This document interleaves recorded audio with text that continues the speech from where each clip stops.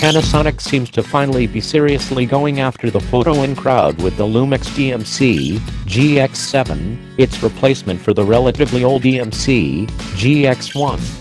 While its cameras have long had an enthusiast-friendly feature set, Panasonic is putting its latest technology in a more attractive body that competes directly in the hot retro enthusiast segment against models like the Fujifilm X-T1 and Olympus Pen E-P5. 2 years is a long time in this rapidly growing part of the market, but the Lumix DMC GX7 looks like a lot more than a Me Too catch-up update.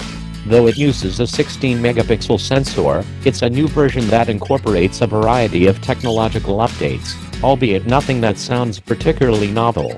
Panasonic claims a 6 decibel increase in signal-to-noise over the GX1 and a 10% increase in sensitivity and saturation, thanks to a combination of deeper and wider photodiodes, rounder and taller microlenses, for better focusing of light on the diodes, a dedicated circuit to separate the noisiest signal from the rest, and the latest version of its Venus engine image processor, the same as in the GF6 and G6. The camera also adds a built-in electronic viewfinder with a traditional TFT LCD display for better color reproduction.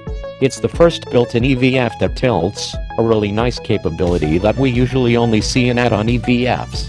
Also, with this model, Panasonic, traditionally optical image stabilization oriented, rolls out its first sensor shift stabilized camera. The camera supports both systems.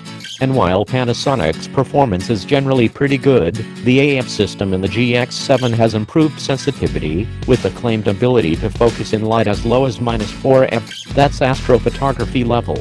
Panasonic also touts improved video performance, it's spinning pixels down to 1920 x 1080 for better sensitivity and resolvability.